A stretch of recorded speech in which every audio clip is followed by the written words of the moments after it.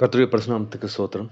எப்பவுமே நம்ம என்ன மாரி வசனங்கள் கேட்கிறோங்கிறது ரொம்ப முக்கியங்க.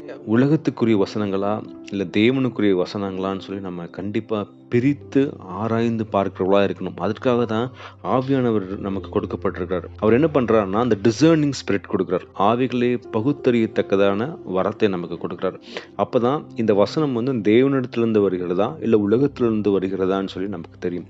நம்ம உலகத்துல இருக்கிற வசனங்களை நம்மளை கேட்டுக்கொண்டே இருந்தோம்னா, நம்ம எங்க போய் கொண்டிருப்போம்னா, உலகத்தை நோக்கியே போய் கொண்டிருப்போம். உலகம்ங்கிறது என்னன்னா, இந்த உலகத்துல இருக்கிறது எல்லாமே. அந்தஸ்தா இருக்கலாம், பொருளா இருக்கலாம், இல்லன்னா பெருமையா இருக்கலாம், மாம்சத்தின் இச்சையா இருக்கலாம், ஜீவனத்தின் பெருமையா இருக்கலாம். இது எல்லாமே எங்கிருந்து வருதுன்னா, இந்த உலகத்தை நோக்கி கொண்டே போய் கொண்டிருக்கிறது. நம்ம கேட்கிற வசனம் அதை நோக்கி நம்மளை தள்ளிக் கொண்டிருக்கிறதா, இல்ல நம்ம ரட்சிப்புக்கு நேராய், தேவனுக்கு நேராய் நம்ம தயார்படுத்தி கொண்டிருக்கிறதாங்கிறது நம்ம யோசிச்சு பார்க்கணும்.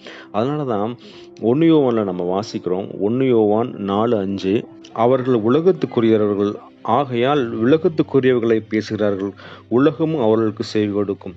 அதாவது நம்ம எந்த மாரி வார்த்தைகள் கேட்கிறோமோ, எந்த மாரி போதகர்களிடத்துல நம்ம வார்த்தைகள் கேட்கிறோமோ, நம்ம அந்த மாரி மாறி போயிரும். இல்லையா? நம்ம உலகத்தின் வார்த்தைகளை கேட்டோம்னா, எப்பவுமே என்ன பண்ணுவோம்? உலகத்தின் ஆசீர்வாதங்களை குறித்தோ நம்ம போய் கொண்டிருப்போம். அதுவே பரத்துக்குரிய காரியங்களை கேட்டோம்னா, பரத்துக்குரிய காரியங்களே சிந்திச்சு கொண்டிருப்போம். நல்ல ஒரு எக்ஸாம்பிள் நம்ம இயேசு கிறிஸ்து தாங்க. இயேசு கிறிஸ்து அந்த வனாந்தரத்துல சோதிக்கப்படுகிறதுக்காக ஆவியானவர் கூட்டிட்டு போறாரு. அந்த இடத்துல பார்த்தீங்கன்னா, சாத்தான் இயேசு கிறிஸ்துவ நெறைய விதங்கள்ல சோதிக்கிறான். அதுல கொடுக்கப்பட்டிருக்கிறது 3 விதமான சோதனை கொடுக்கப்பட்டிருக்கிறது. முதலாவது பார்த்தீங்கன்னா, சாத்தான் சொல்றான் இல்லையா? நீங்க மத்தேயு 3ஆம் அதிகாரம் 4ஆம் வசனம் நீங்க வாசிச்சீங்கன்னா, சொல்றான். உங்களுக்கு பசிக்குதுல்ல, நீங்க என்ன பண்ணுங்க, அந்த கல்ல அப்பமா மாத்தி சாப்பிடுங்க.